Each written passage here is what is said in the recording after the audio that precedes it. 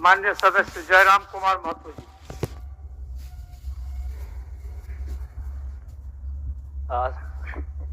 सबसे पहले परम श्रद्धेय आदरणीय अध्यक्ष महोदय को आज सदन का अध्यक्ष चुने जाने के लिए बहुत बहुत बधाई, असंख्य शुभकामनाएं।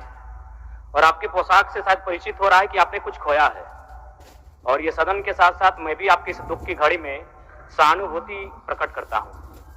अध्यक्ष महोदय, तमाम विपक्ष के साथियों ने विशेष बात को रखा कि जो सरकार होती है संभवतः उनसे अगर कुछ त्रुटि हो भी जाती है तो उसके बचाव में खड़ी अपने आप को पाती है।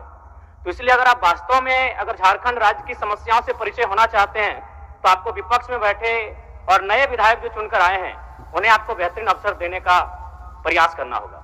अध्यक्ष महोदय, अगर आपकी व्यक्तिगत बात कही जाए तो आपकी कुशलता की, आपकी योग्यता की, आपकी निपुणता की पूरा राज्य प्रशंसा करता है, लेकिन हमें लगता है कि अपने व्यक्तिगत विषय से हटकर हमें आज राज्य के जो ज्वलंत मुद्दे हैं उन पर भी अपने ध्यान आकृष्ट करने की आवश्यकता है। अध्यक्ष महोदय, मैं झारखंड लोकतांत्रिक क्रांतिकारी मोर्चा अपने पूरे संगठन की ओर से आपको बधाई देता हूं और आपसे विशेष मांग करता हूं, क्योंकि मैं जिन परिस्थितियों से यहां तक चुनकर आया हूं, कहीं ना कहीं राज्य के शोषित वंचित लोगों की एक बहुत बड़ी अपेक्षाएं हैं। इसलिए जिस दृष्टि से आप सत्ता पक्ष को देखेंगे, जिस दृष्टि से आप विपक्ष को देखेंगे, उसी दृष्टि से मुझे भी और मेरी पार्टी की ओर से मुझे बात रखने का अवसर दिया जाएगा। मैं आपसे ये मांग करता हूं, क्योंकि आज जो हमें बात को रखने का अवसर दिया गया है ये बधाई है।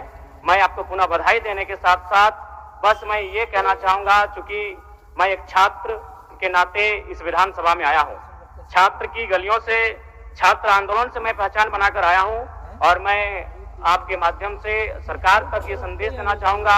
अभी सीरियल के मामले को लेकर झारखंड के लाखों अभ्यर्थी सड़कों पर हैं। आप सदन से बाहर एक बार उनसे मिले, वो आपके ही बच्चे हैं, इस राज्य के बच्चे हैं, और आप उनको संतुष्ट करें, आप उनसे मिले, उनसे बातचीत करें और इस समस्या का निदान करने का प्रयास करें।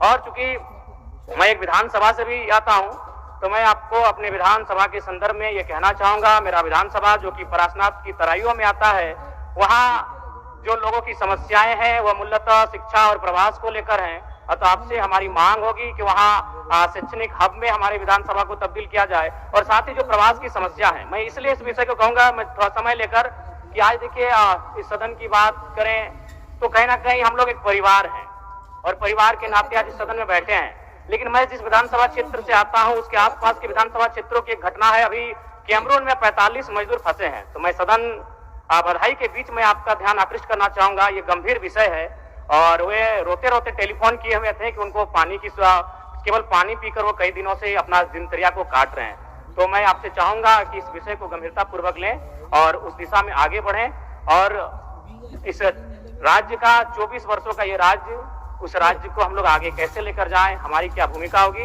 उसमें सदैव आपके साथ खड़े हैं। पुनः आपसे यही कहेंगे कि हमें समान अवसर दिया जाएगा अपनी बातों को रखने का। बड़ी उम्मीदों के साथ हम लोग यहाँ तक आए हैं। पुनः आपको माननीय अध्यक्ष चुने जाने पर बहुत बहुत बधाई, बहुत बहुत शुभकामनाएं, और साथ ही साथ आपने जो शायद अपने पिता को खोया है, पुनः उसके प्रति हम ढांढस, शोक, संवेदना व्यक्त करते हैं।